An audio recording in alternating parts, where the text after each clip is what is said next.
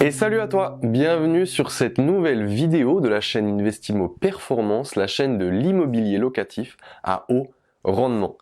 Ravi de te retrouver sur cette nouvelle vidéo aujourd'hui. En tout cas, si tu souhaites aller plus loin dans l'immobilier locatif, n'hésite pas à regarder dans la description, nous avons plein de cadeaux à t'offrir. Aujourd'hui, j'adresse une question qui nous a été posée des dizaines de fois par nos clients, par des gens qui regardent cette vidéo comme toi, par des gens dans les commentaires des vidéos. Nous allons adresser la question de savoir s'il est intéressant d'investir en SCI et pourquoi il faut le faire ou pourquoi il ne faut pas le faire. Alors la première chose à savoir déjà, c'est pour les personnes novices qui nous regardent, eh bien une SCI c'est une société civile immobilière. Voilà, déjà ça c'est posé. C'est une société donc qui te permet d'investir dans l'immobilier comme son nom l'indique. Il y a pas mal de choses à savoir sur les SCI et c'est pour ça que je te fais cette vidéo aujourd'hui. Première chose à savoir, eh bien c'est qu'en SCI, tu vas devoir t'associer forcément avec une autre entité, une autre personne. Donc tu te dis, ah c'est dommage, moi je souhaitais investir tout seul. Eh bien, il y a une petite astuce, c'est la première astuce que je te donne dans cette vidéo, eh bien c'est que tu peux t'associer avec une personne physique ou une personne morale. Et c'est là la subtilité, c'est que, en fait, tu vas pouvoir t'associer avec une autre société. Alors je m'explique, je te donne un exemple pour pas que ça ne te paraisse flou. Eh bien, je vais te prendre un exemple. Aujourd'hui, je crée une SCI. Monsieur X, Madame X crée une SCI. Donc, elle est présente en nom propre. Donc, Monsieur X, Madame X. Et de l'autre côté, son associé sera potentiellement une société. Et cette société pourra être détenue quasiment à 100% par elle-même, comme par exemple une autre société commerciale ou une autre société immobilière. C'est donc la première astuce aujourd'hui, eh bien en SCI, tu es obligé d'avoir deux entités au minimum, c'est de 2 à 50 si je ne m'abuse, et cette entité peut être soit morale, soit physique. Et c'est comme ça que tu peux t'associer finalement à 100% et être propriétaire à 100% quasiment de ta SCI. Ça, c'est le premier point. Quel est l'intérêt d'investir en SCI? Eh bien, il y en a plusieurs. La première chose à savoir, à part le fait que tu dois t'associer à quelqu'un d'autre, eh bien, c'est que tu as le choix entre deux régimes d'imposition. Et c'est là la grande subtilité dans les SCI, c'est que tu vas devoir choisir entre l'impôt sur les revenus et l'impôt sur les sociétés. La SCI fait partie donc des rares sociétés où tu as le choix entre ce type d'imposition et a fortiori, tu as même le choix de, en cours de la vie de ta SCI, de changer ce type d'imposition. Et il est intéressant à savoir que depuis cette année, l'année 2019, eh bien, tu peux passer soit de l'impôt sur les sociétés à l'impôt sur les revenus, et même le contraire, l'impôt sur les revenus à l'impôt sur les sociétés. Alors évidemment, il y a des subtilités, il y a même des choix qui sont irrévocables, mais c'est possible aujourd'hui, si tu ne l'as pas encore fait, de pouvoir changer le type d'imposition de ta SCI. Donc on va déjà parler au niveau de l'impôt sur le revenu. Parce que si tu veux, dans une SCI, ça va vraiment déterminer beaucoup la fiscalité évidemment, et comment et quel est l'intérêt aussi de créer une SCI. L'impôt sur le revenu, eh bien en fait, une société civile immobilière à l'impôt sur le revenu sera finalement une société dite transparente. Effectivement, la société civile immobilière à l'impôt sur le revenu, eh bien, elle va directement découler ses revenus sur toi-même ou, évidemment, les associés de cette SCI. C'est donc en fait tous les revenus qui vont impacter directement tes revenus fonciers. Si tu ne sais pas ce que c'est les revenus fonciers, je t'invite à regarder une autre de nos vidéos où l'on parle en détail des revenus fonciers. Les revenus fonciers sont des revenus de location nus. Donc, la location meublée n'entre pas dans les revenus fonciers. Et là, tu vas me dire, en SCI, donc, tu ne peux pas faire de location meublée. Effectivement. Et c'est le cas, et c'est des fois dans le piège que tombent certaines personnes. En SCI à l'impôt sur le revenu, il n'est pas possible de faire de la location meublée. Alors en fait, en réalité, il y a une certaine tolérance de l'administration fiscale qui peut aller jusqu'à 10% des revenus en tant que location meublée. Mais tu vois que c'est une infime partie de ce que tu peux faire en société civile immobilière à l'impôt sur le revenu. La deuxième chose à savoir, tu vas sûrement me demander, Mais alors, quel est l'intérêt de créer une société si finalement elle est transparente et ça impacte tes revenus fonciers? Tu l'auras compris, créer une SCI, ça a plusieurs atouts et je vais te les dicter aujourd'hui.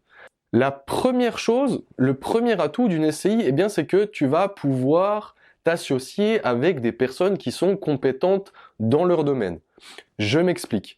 Si par exemple tu es toi très compétent dans les travaux manuels, tu as plein de contacts, tu es bon dans la gestion locative, tu aimes chercher les locataires, mais finalement tu n'as pas beaucoup de revenus, eh bien il peut être intéressant pour toi de t'associer avec une autre personne qui elle peut être, on peut dire le financier, a plus de revenus, plus de capacité d'endettement, ce qui va vous permettre à vous deux de faire une bonne complémentarité, de pouvoir investir dans des biens intéressants avec un certain rendement, que tu puisses les gérer et que la première personne puisse avoir évidemment le taux d'endettement nécessaire afin d'investir dans les biens en SCI. Et la deuxième chose donc qui découle de cette première astuce, eh bien c'est le fait qu'en SCI, eh bien tu peux dépasser largement le taux, on va dire critique des 33% d'endettement vis-à-vis de tes revenus. Effectivement, je vais te donner un exemple et ça va te paraître clair tout de suite. Eh bien en SCI, si tu veux, la loi ne soumet pas les sociétés à cette barre fatidique des 33%. Effectivement, il y a la loi sur les crédits qui oblige, entre guillemets, les organismes bancaires, les organismes de crédit, à bien regarder que la personne qui s'endette ne soit pas endettée au-dessus des 33% environ. À partir de là, ça peut être dangereux et on peut être considéré comme surendettement. Les sociétés ne sont pas soumises à cette loi. Effectivement, avec un exemple très simple, eh bien, quand tu crées une SCI, eh bien, elle a 0 € de revenus, ta SCI. Et dernièrement, j'ai créé donc une SCI pour un projet des locaux commerciaux, des bureaux d'avocats, donc je ne te cache rien, c'était il y a 1 mois. Et finalement, quand je suis allé voir la banque, eh bien, elle me disait, bah voilà, votre SCI sera endetté à 60%. Effectivement, et je me dis, ah oui, là, mais c'est bizarre, mais finalement pas du tout. L'exemple simple était que les loyers sont d'à peu près 1 500 € et le crédit était à peu près de 950 €, si je me souviens bien. Donc effectivement, sur le papier, la SCI est endettée à environ 60%. Ce qui peut faire peur dans un sens, mais c'est qui peut te conforter aussi sur le fait qu'il est possible de passer largement au-dessus de ce taux d'endettement et donc de pouvoir investir aussi beaucoup plus facilement. Donc ça, c'est vraiment au niveau de la SCI sur l'impôt sur les revenus. Donc c'est vraiment une possibilité de pouvoir s'associer avec des gens qui ont potentiellement plus d'atouts que toi ou qui sont complémentaires de ta situation pour pouvoir investir sur d'autres projets alors que tu peux être bloqué en nom propre. Passons maintenant sur les SCI à l'impôt sur les sociétés. Donc ça, c'est donc une société qui est vraiment considérée comme opaque, comme une vraie société, une personne morale. C'est donc un écosystème, si je peux me permettre, interne à l'entreprise. Donc, ce que tu vas comprendre, c'est que tous les revenus qui vont être générés, eh bien, vont devoir, entre guillemets, rester dans la société. Je m'explique. Une société à l'impôt sur la société, eh bien, elle va elle-même donc investir dans les projets, et ensuite, eh bien, elle va dégager des revenus, les revenus locatifs. Ces revenus locatifs, eux, seront imposés comme le chiffre d'affaires plus le bénéfice net de la société, comme n'importe quelle autre société commerciale, comme une SARL, une SAS, n'importe quelle société commerciale que tu peux connaître. À la fin, elle va devoir faire un bilan, ce qui nécessite donc d'un côté, tu l'auras compris, un comptable, obligatoirement, pour pouvoir faire ton bilan de fin d'année et être imposé potentiellement sur les bénéfices de la société. Et l'avantage donc de cette société à l'impôt sur les sociétés, eh bien c'est que tu es opaque et que tu peux investir à l'instar donc de la société sur l'impôt sur les revenus, eh bien tu vas pouvoir investir dans des locations meublées. Et c'est ça une grande différence déjà entre les deux SCI, c'est que la deuxième, tu vas pouvoir investir peut-être même à 100% dans des locaux meublés. Mais finalement, le plus intéressant, et tu l'auras compris, en fait, c'est d'investir dans des locaux nus. Pourquoi? Je m'explique. Parce que la fiscalité en société est finalement beaucoup plus intéressante que la fiscalité des revenus fonciers. Effectivement, en société, tu vas pouvoir déduire d'innombrables charges qui sont inhérentes à ton activité, donc d'investissement locatif. Toutes les charges qu'on ne peut pas déduire, par exemple, dans les revenus fonciers, donc en nom propre, vont pouvoir être déduits en société immobilière à l'impôt sur les sociétés. Et ça te permet finalement, en règle générale, de toujours avoir un déficit et ne de pas être imposé sur tes revenus, par exemple de location nue. Tu aimes faire du nu ou même des types d'investissements qui font forcément ou à 95% des locations nues. Je te donne un exemple. Mon exemple que j'ai parlé jusqu'avant au niveau des cabinets d'avocats, eh bien c'est une location nue et on ne va pas équiper la location pour les avocats.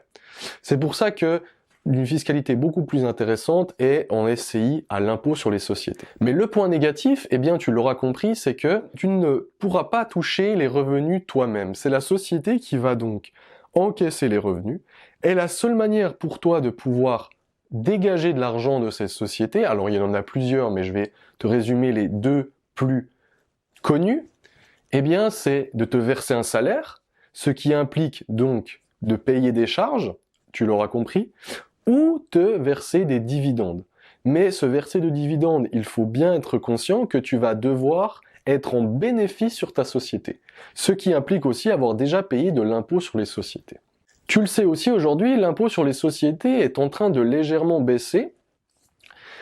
On est donc sur une tranche de 0 à environ 38 000 € de bénéfices à 15% d'imposition, ce qui est quand même relativement correct par rapport à des revenus fonciers classiques, où on aura ta tranche marginale d'imposition qui peut évoluer entre 0 et 45%, plus obligatoirement ces prélèvements sociaux qui sont de 17,2%. Donc tu l'auras compris, déjà, avec seulement les prélèvements sociaux, eh bien tu payes déjà plus d'impôts que l'impôt sur les sociétés en elles-mêmes. Au-dessus des 38 000 €, on sera à 28% aujourd'hui en 2019. Mais ensuite, quel est l'avantage d'avoir une SCI à l'IS? Avoir une SCI à l'IS, ça va te permettre, eh bien, de ne pas trop imposer tes revenus, comme tu l'auras compris, et de pouvoir aussi réinvestir beaucoup l'argent dans de nouveaux projets, dans de nouvelles choses qui vont permettre de faire grossir cette SCI et d'avoir finalement un patrimoine immobilier très intéressant. Ce qu'il faut savoir, c'est qu'une SCI, ça se fait beaucoup pour la transmission à tes enfants, à n'importe qui lors d'une succession. Transmettre une SCI est beaucoup plus simple que transmettre des biens en nom propre, qui plus est si on a plusieurs enfants. Voilà. Écoute, j'espère que cette vidéo a été claire pour toi, j'espère t'avoir donné plusieurs clés afin de savoir s'il est intéressant pour toi d'investir en SCI ou pas, pourquoi il faut le faire en SCI, quels sont les différents taux d'imposition et régimes d'imposition qui peuvent vraiment différer de la manière dont tu vas investir. Si tu as des questions, n'hésite pas à les mettre en commentaire, nous nous ferons un plaisir d'y répondre. Et je te dis à très bientôt pour la prochaine vidéo sur la chaîne Investimo Performance.